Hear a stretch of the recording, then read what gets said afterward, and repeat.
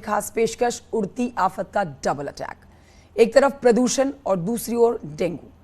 ये वो दो दुश्मन हैं जिन्होंने यूपी और दिल्ली की सेहत को बिगाड़ दिया है। एक तरफ डेंगू के मरीजों की संख्या लगातार बढ़ती जा रही है, तो वहीं दूसरी ओर प्रदूषण की वजह से एक एक सांस लेना मुश्किल हो रहा है।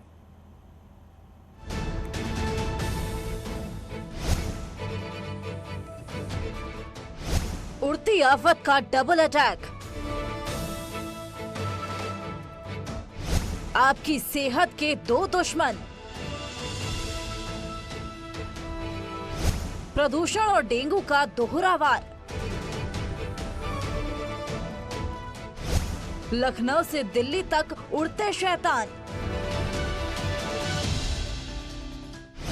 यूपी के शहरों में प्रदूषण और डेंगू का दंश। प्रदूषण से जहरीली हो चुकी है हवा। नोएडा और ग्रेटर नोएडा के भी हालात बदतर हैं। आप देख सकते हैं सुबह का वक्त है, नोएडा धुंध से छाया हुआ है। यहाँ का भी AQI 400 पार है। एक एक सांस लेना मुश्किल है। तो गगनचुंबी इमारतें भी इस धुंध, इस स्मॉग के चलते धुंधली नजर आ रही हैं। जहां तक भी आपको नजर जाएगी वहां तक सिर्फ और सिर्फ आपको स्मॉग की एक मोटी चादर नजर आएगी। नोएडा दिल्ली में स्कूल बंद। खासकर छोटे बच्चों को प्रदूषण से बचाने के लिए जिला प्रशासन ने आज से स्कूल बंद कर दिए हैं। कक्षा 8 तक के स्कूल 8 नवंबर तक बंद कर दिए गए हैं। पश्चिमी यूपी में सांसों पर संकट है। कोई इनको प्रॉब्लम होती है, सांस की प्रॉब्लम होती है, कोई दिक्कत होती है, सांस लेने में दिक्कत, तो हमारे यहाँ सभी तरीके के डॉक्टर्स, फिजिशियन सब अवेलेबल हैं। अस्पताल में तुरंत संपर्क करें। घर से बाहर निकलना थोड़ा सा बंद करें जब तक कि ये पॉल्यूशन का ज्यादा रहता है। दिल्ली में डीजल गाड़ियां बैन। धुंध है और सांस लेने में भी परेशानी हो रही है और आंखों में मिर्चें लग रही हैं। बहुत ज्यादा प्रॉब्लम हो रही है। डेंगू का अटैक डरा रहा है। जहाँ तक कैमरे की नजर जा रही है तो मच्छरदानी, मगर कहीं जगह ऐसी है जहाँ कैमरा देखने के बाद मच्छरदानी लगाई गई है। अधिकारी अभी खाना पूर्ति में लगे हैं। यूपी में बढ़ रहे हैं डेंगू के केस। हम इस वक्त मौजूद हैं जिला अस्पताल के इमरजेंसी वार्ड के डेंगू वार्ड में, जहां पर ये डेंगू वार्ड है। क्या स्थिति है जिला अस्पताल में बनाए गए डेंगू वार्ड की और कितने लोग आ रहे हैं, उसके बाद हम लोग यहाँ पे पहुंचे हैं और ये वार्डों की स्थिति है जहाँ पे मच्छरदानियां लगा दी गई हैं। ये मरीज हैं और ये इनका इलाज चल रहा है। अस्पताल में लगी है मरीजों की कतारें। राजधानी लखनऊ में डेंगू के मरीजों को मिलने वाली चिकित्सा सुविधा में देर को लेकर हाई कोर्ट सख्त है। इस मामले में हाई कोर्ट में एक जनहित याचिका दाखिल हुई है। हाई कोर्ट लखनऊ बेंच ने सरकार, लखनऊ नगर निगम और अन्य संबंधित विभागों से रिपोर्ट तलब की है। हॉस्पिटल में नहीं मिल पा रहे बेड। कैसे मिलेगी इस डबल अटैक से राहत?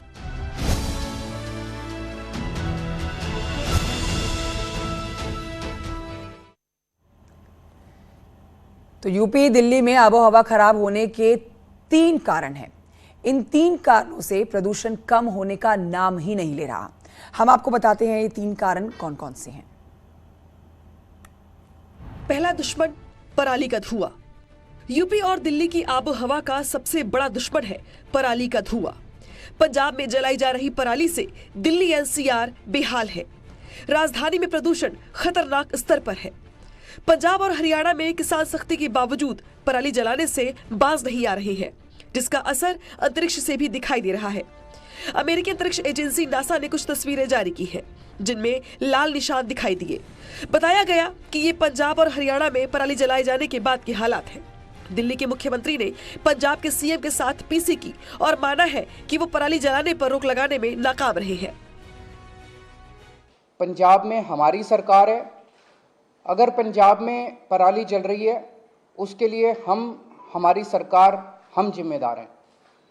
हम इसकी जिम्मेदारी लेते हैं कि पंजाब में अगर पराली जल रही है।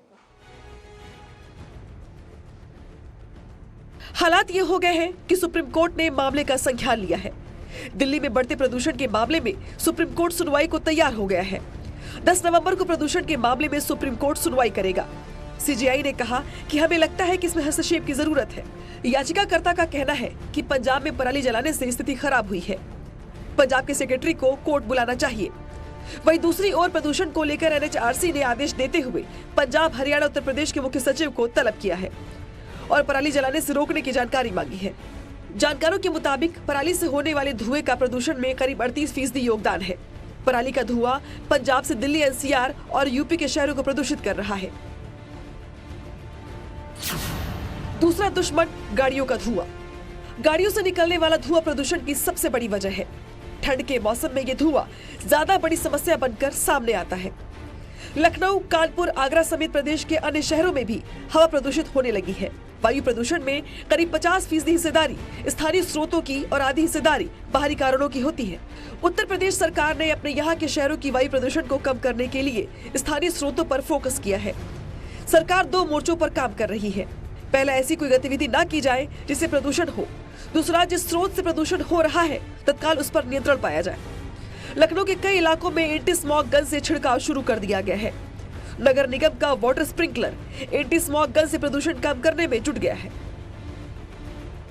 सुबह के समय राजधानी लखनऊ में धुंध थी। समय बढ़ने के साथ धुंध छट रही है, लेकिन एयर क्वालिटी इंडेक्स राजधानी लखनऊ का सुबह 6:30 बजे 216 था, जिसको वायु प्रदूषण के लिहाज से अच्छा नहीं माना जाता। लेकिन राजधानी लखनऊ है, लिहाज या एहतियात भी बरती जा रही है और इस धुंध को छांटने के लिए, इस एयर क्वालिटी इंडेक्स को सुधारने के लिए नगर निगम की ओर से बाकायदा प्रयास किए जा रहे हैं। जो वाटर स्प्रिंकलर एप्लीकेशन और एंटी स्मॉग गन है वो शुरू कर दिया गया है। हम इस वक्त गोमती नगर इलाके में, आप देख सकते हैं, नगर निगम की ओर से एंटी स्मॉग गन का इस्तेमाल किया जा रहा है। हालांकि यहाँ पर काम कारोबार रोज की तरह जारी है, बच्चे स्कूल जा रहे हैं, लेकिन राजधानी होने के चलते यहाँ पर एहतियात बरते जा रहे हैं ताकि लोगों को वायु प्रदूषण के दुष्प्रभाव झेलने ना पड़े। वही ठंड बढ़ने के कारण भी प्रदूषण का स्तर बढ़ रहा है। जैसे जैसे जमीन ठंडी होती है, हवा ऊपर की ओर उठना बंद हो जाती है, जिसके कारण शहरों पर धुएं और धुंध की चादर बिछ जाती है। बढ़ता हुआ सिविल वर्क, जिसके कारण डस्ट बहुत ज़्यादा फैलती है, और इस समय जो पराली का जलना है ये भी एक कारण है। और एक बहुत महत्वपूर्ण कारण है वाहनों से निकलने वाला प्रदूषण, वाहनों से निकलने वाला धुआं। ये तीनों चीज़ें मिलकर वातावरण को लगातार प्रदूषित कर रही हैं। और इनमें से भी जाड़ों में एक और बात होती है कि ज़मीन के पास वाली हवा, ज़मीन के ठंडे होने के कारण ठंडी हवा रहती है और ठंडी हवा ऊपर नहीं उठती। ये एटमॉस्फेरिक साइंस का सीधा साधा नियम है कि ठंडी हवा नीचे रहेगी, गर्म हवा ऊपर जाएगी। जाड़ों में अगर ज़मीन का तापमान कम है तो ज़मीन के पास वाली हवा ठंडी हो जाती है, वो नीचे जमी रहती है और एक तरह से कैपिंग उसके ऊपर हो जाती है। आने वाले कुछ दिन प्रदूषण के लिहाज से ज्यादा खतरनाक है, खासकर उन लोगों के लिए जो दमे या फिर सांस से संबंधित बीमारियों से जूझ रहे हैं।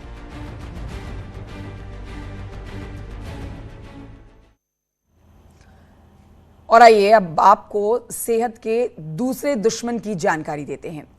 यूपी में डेंगू तेजी से पैर पसार रहा है। अब शहर से डेंगू के इस मामले में बढ़ने के मामले जो खबरें आ रही हैं सामने, उसमें कई जगह से डेंगू से लोगों की मौत हो रही है और उस आंकड़े में इजाफा दिन प्रतिदिन होता जा रहा है।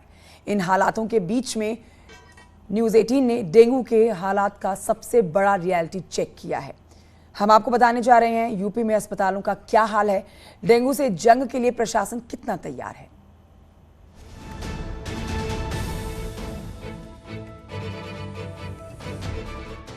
यूपी में डेंगू तेजी से फैल रहा है। प्रयागराज, कानपुर, फतेहपुर, मेरठ, बाराबंकी जैसे जिलों में डेंगू के मरीज तेजी से बढ़ रहे हैं। अस्पतालों में मरीजों की लंबी लंबी लाइनें लगी हुई हैं। कई जिलों से अस्पतालों में बेड की कमी और प्लेटलेट्स न मिलने की खबरें आ रही हैं। हम आपको दिखाएंगे यूपी में डेंगू का हाल कैसा है, अस्पतालों में मरीजों के लिए व्यवस्था कैसी है और वो कौन से इलाके हैं जहां डेंगू का सबसे ज्यादा प्रकोप देखने को मिला है। कानपुर में डेंगू का कहर जारी है। लगातार मरीजों की संख्या बढ़ती जा रही है और स्वास्थ्य महकमा आंकड़ों की बाजीगरी में लगा हुआ है। कानपुर में पिछले कुछ दिनों में 75 से ज्यादा डेंगू के मरीज सामने आ चुके हैं। हैलट अस्पताल और उर्सुला अस्पताल में डेंगू के मरीजों को भर्ती करने के लिए वार्ड तो जरूर है, लेकिन गंदगी का अंबार है और मच्छरदानियों की भी कमी है। यहाँ आने वाले मरीज ब्लड रिपोर्ट आने में देरी की शिकायत भी कर रहे हैं। यहाँ भी गंदगी देखिए, यहाँ भी गंदगी है कि नहीं? जी बहुत है गंदगी यहाँ। हाँ पीछे देखिए कितना गंदगी है, मच्छर सब लग रहे हैं, नहीं घुस रहे हैं सब, हम लोग को भी काट रहे हैं। अस्पताल में भी मच्छर काट रहे हैं। प्रयागराज में डेंगू के सबसे ज्यादा मामले सामने आए हैं। प्रयागराज में सबसे ज्यादा 1171 डेंगू मरीज मिल चुके हैं। प्रयागराज डेंगू के मामले में पहले नंबर पर है। इसके बावजूद अफसरों की लापरवाही थमने का नाम नहीं ले रही। ये हालात तब हैं जबकि इलाहाबाद हाई कोर्ट ने डेंगू के बढ़ते मामलों का स्वतः संज्ञान लिया है और इस मामले में सुनवाई कर रही है। वहीं डिप्टी सीएम ब्रजेश पाठक का कहना है कि डेंगू पर लगाम लगाने के लिए हर कोशिश की जा रही है और इस मुहिम को आंदोलन के रूप में चलाना होगा। अभी आपने बताया है लोगों का ध्यान उसे करना गया हो, लेकिन दवाई पड़ी होगी, नहीं पड़ी है तो हम डलवाएंगे और कार्रवाई होगी। तो समस्या क्या है कि सबको जुटना पड़ेगा, आपको भी लगना पड़ेगा। दरअसल ये एक अभियान है, ये जन आंदोलन है। बीमारी किसी एक व्यक्ति के लिए रोकने के लिए नहीं है। जब तक जन नहीं जुटेगा, और ये देखिए इंसेफ्लाइटिस पर रोक लगी ना, ऐसे ही डेंगू कौन समाप्त। प्रयागराज में डेंगू का प्रकोप बढ़ता जा रहा है। जिला महिला अस्पताल डफरिन में कार्यरत एक फार्मासिस्ट की पत्नी की डेंगू से मौत के बाद दहशत का माहौल है, तो हॉस्पिटल कर्मचारियों में गुस्सा भी बढ़ा हुआ है, जिसको देखते हुए कर्मचारियों ने हंगामा काटा। हमारे यहाँ के एक फार्मासिस्ट हैं विपिन मिश्रा, उनकी पत्नी बीमार थी और वो छुट्टी के लिए वहाँ पर गए साइसी के पास, उनको छुट्टी नहीं मिला और फिर वो परसों की रात में वो ड्यूटी भी करते रहे, साथ साथ में अपनी पत्नी को यहीं पर एडमिट की है। जबकि यहाँ पे कोई फिजिशियन नहीं है, कोई डेंगू का दवाइयाँ नहीं है, कोई इलाज नहीं है, फिर भी मजबूरी में उन्होंने भर्ती किया। जब यहाँ सीरियस हो गई है तो यहाँ से आनंद अस्पताल ले गए, वहाँ उनकी पत्नी की मृत्यु हो गई। हमारे जो फार्मासिस्ट है उनकी पत्नी की बीमारी है, इन्होंने हमें कोई सूचना नहीं दी है और मरीज का निधन घर में हुआ है, उसका मुझे बहुत अफसोस है। और ये जांच का विषय है कि जो भी इनकी मांगे हैं, जो भी आरोप है, ये जांच का विषय है। आप कह रही मैडम कि मरीज घर पे मरा है, हाँ, तो यहाँ एडमिट कैसे था? नहीं, हमारे एडमिट हुई है रात में थोड़ी देर के लिए, फिर घर चले गए। एडमिट हुई तो आपको जानकारी नहीं हुई? नहीं, रात में कोई सूचना देंगे, इन्होंने सूचना नहीं दी है। इमरजेंसी डिपार्टमेंट का आदमी देगा ना। इमरजेंसी में 1 घंटे लिए भर्ती, फिर इन्होंने अपने मन से डिस्चार्ज करा के घर ले गए। कौशाम्बी जिले में अब डेंगू के डंक ने कहर बरपाना शुरू कर दिया है। जिले में 18 दिनों में 36 लोगों की डेंगू बुखार से मौत की खबर है। डेंगू की रोकथाम के लिए स्वास्थ्य विभाग की तरफ से उठाए जा रहे कदम नाकाफी साबित हो रहे हैं। 48 घंटे के भीतर डेंगू बुखार ने जिले में 13 लोगों की जान ले ली है। आलमचंद इलाके के 3 गांवों में 24 घंटे के भीतर डेंगू से 5 लोगों की मौत से हड़कंप मचा हुआ है। तो चायल तहसील में भी डेंगू बुखार से मरने वालों का आंकड़ा बढ़कर 11 पहुंच चुका है। सिरातू तहसील क्षेत्र में भी कमोबेश ऐसे ही हालात हैं। यहाँ डेंगू बुखार से अब तक 3 बच्चों समेत 12 लोगों की मौत हो चुकी है। हमारे यहाँ जो डेंगू केस होते हैं उसका सैंपल लेके हम लोग एसआर मेडिकल कॉलेज में भेजते हैं। वहाँ से एलाइजा टेस्ट पॉजिटिव आने पर ही हम उसको कंफर्म टेस्ट मांगते हैं। जहाँ तक है प्लेटलेट कम होने के बाद, प्लेटलेट किसी भी वायरल फीवर में, मलेरिया में और डेंगू में कम हो जाती है। तो खाली प्लेटलेट के आधार पर हम ये नहीं कह सकते उसको डेंगू है।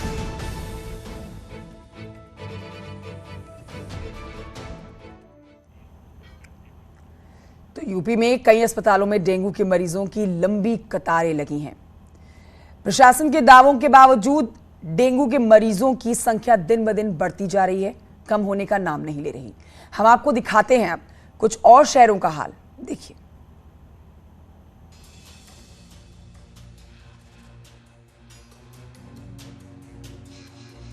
डेंगू का डंक कई जिलों में देखने को मिल रहा है। लगातार मरीजों की संख्या बढ़ती जा रही है। डेंगू के डंक और मलेरिया के प्रकोप से हरदोई में भी दहशत का माहौल है, लेकिन स्वास्थ्य महकमा गंभीर नजर नहीं आ रहा। डेंगू वार्ड तो बनाया गया है, लेकिन मेडिकल कॉलेज के नेत्र विभाग में बने डेंगू वार्ड में ताला लटक रहा है, जो स्वास्थ्य महकमे की पोल खोलता हुआ नजर आता है। हरदोई में डेंगू मरीजों की संख्या लगातार बढ़ रही है। सरकारी आंकड़ों की माने तो डेंगू के मरीजों की कुल संख्या 67 है। हम लोग ब्लॉक स्तर पे और जिला स्तर से मच्छरों की रोकथाम के लिए सोर्स रिडक्शन, लार्विसाइडल और परमेथ्रिन का स्प्रे करा रहे हैं। इसके साथ साथ पब्लिक में जागरूकता भी करी जा रही है। केसेस की बात करें तो अभी तक हमने कुल 3075 लोगों की आईजीएम एलाइजा जो डेंगू की कंफर्मेटरी टेस्ट होता है वो किया है, जिसमें से कुल 65 पेशेंट हमें पॉजिटिव मिले हैं। मऊ में डेंगू के मरीजों की संख्या लगातार बढ़ती जा रही है। मठिया टोला, खटीक टोला, पठान टोला, संस्कृत पाठशाला समेत 1 दर्जन इलाकों में डेंगू ने अपना पांव पसार लिया है। इलाके के लोग बुखार से 25 से 30 लोगों की मौत का दावा कर रहे हैं, तो डेंगू को लेकर लोग अंधविश्वास में भी जकड़े हुए दिखाई दे रहे हैं। कई इलाकों में लोग बीमारी के प्रकोप से बचने के लिए पूजा पाठ भी करने लगे हैं। वहीं स्वास्थ्य विभाग की माने तो डेंगू से अब तक किसी की भी मौत नहीं हुई है। जो डेंगू पॉजिटिव मरीज हैं, उनका इलाज चल रहा है। जनवरी से लेकर के अक्टूबर माह तक कुल 54,839 मरीजों की मलेरिया की जांच की गई किट और स्लाइड के द्वारा, जिसमें 12 मरीज पॉजिटिव पाए गए, पीवी पाए गए। मलेरिया का एक प्रकार होता है पीवी, प्लाज्मोडियम वाइवेक्स। और डेंगू की जांच अब तक की गई है 793 किट द्वारा जांच की गई है 793, जिसमें 16 डेंगू के मरीज पाए गए हैं। बुलंदशहर में भी डेंगू के मामले लगातार बढ़ रहे हैं। जिले में 100 से ज्यादा डेंगू के सस्पेक्ट मरीज हैं, जिनका इलाज चल रहा है। डेंगू के प्रकोप को देखते हुए हॉस्पिटल में डेंगू वार्ड बनाए गए हैं, जहां मरीजों की देखभाल के लिए स्पेशल डॉक्टर की टीम गठित कर सभी व्यवस्था की गई है। Bureau report, news 18। और आइए बढ़ते हैं आगे, आपको बताते हैं हिमाचल प्रदेश चुनाव में आज सीएम योगी ने 3 विधानसभा क्षेत्रों ज्वाली, ज्वालामुखी और घुमारवीं में चुनावी रैलियां करके बीजेपी प्रत्याशियों के पक्ष में मतदान की अपील की है। सीएम योगी ने विकास, आस्था और काम की बदौलत जन समर्थन मांगा, तो स्थानीय लोगों ने भी जय श्री राम के नारे लगाकर उनके विश्वास पर अपनी मोहर लगा दी। तीनों रैलियों में मुख्यमंत्री ने न सिर्फ आमजन से संवाद किया, बल्कि कांग्रेस पर तंज कसते हुए कहा कि जो 55 साल में कुछ नहीं कर पाए, उनसे अब आगे उम्मीद मत कीजिए।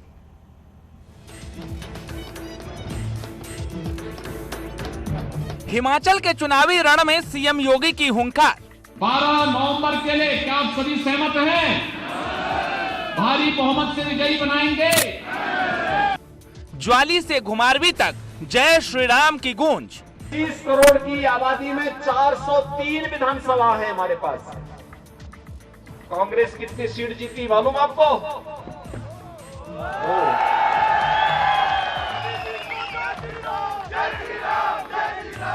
बीजेपी का प्रचंड प्रचार, विपक्ष पर ताबड़तोड़ प्रहार। कांग्रेस कर पाती, जब 55 वर्षों तक नहीं कर पाए हैं तो आप कोई उम्मीद मत करिए,